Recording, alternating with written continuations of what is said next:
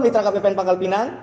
Senang sekali saya Doni Kristianto bisa kembali bertemu dan menyapa Mitra KPPN Pangkal Pinang sekalian dalam program Inovasi KPPN Pangkal Pinang, Belacan, belajar bersama lewat sinema perbendaraan. Kalau di episode sebelumnya kita sudah mendengar secara teori apa sih terkait dengan deviasi halaman 3 DIPA. Nah, hari ini kita akan belajar dari praktisi langsung, yaitu Bendahara Kantor Pelayanan Kekayaan Negara dan Lelang Pangkal Pinang, Mas Rizky. Halo Mas Rizky. Halo. Apa kabar Mas? Alhamdulillah baik. Senantiasa dalam keadaan yang baik ya Mas.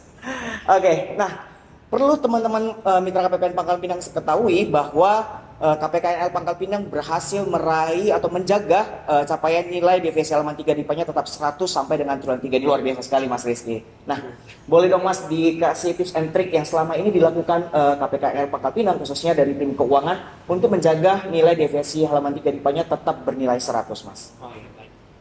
Kalau untuk menjaga deviasi halaman 3-nya itu dari kita itu melakukan perencanaan terlebih dahulu. Yang pertama itu kita melihat kebutuhan apa saja yang dibutuhkan oleh kantor. Itu kita lihat dari seksi teknis dan juga operasional kantor.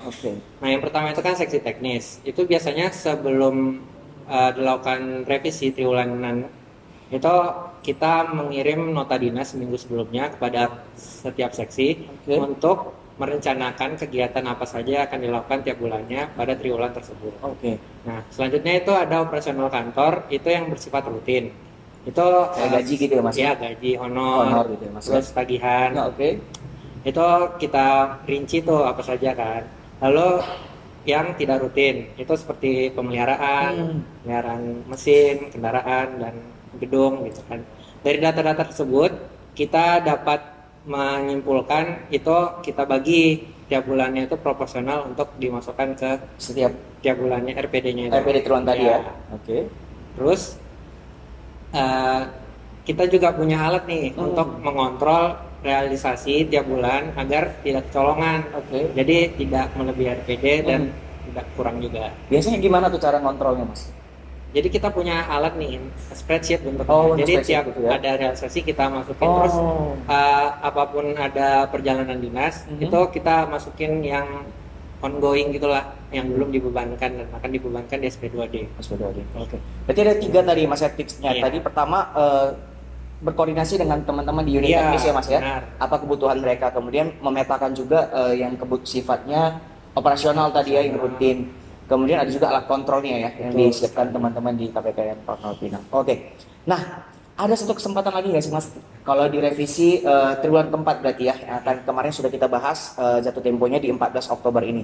Ada strategi khusus nggak yang disiapkan oleh Mas selaku Bendahara Pengelola Keuangan di KPKN Pangkal Pinang untuk mengamankan nilai defisit halaman 3 DIPA ini untuk tetap 100 sampai dengan akhir tahun nanti Mas? Jadi kalau untuk triwulan 4 ini mungkin sama aja seperti sebelum-sebelumnya di triwulan 1 sampai 3. Namun kita memperhatikan juga ada perhitungan IKPA itu kan dari proporsional antara PKPA dan nilai SMART. Nah, di nilai SMART ini ada yang namanya efisiensi.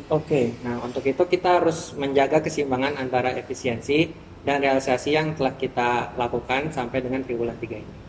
Berarti tetap nanti strateginya dilihat dulu sampai dengan bulan September ini sudah berapa realisasinya, kemudian sisa pagunya diperhatikan ya Mas ya, untuk nanti disesuaikan dengan efisiensinya untuk nilai SMART.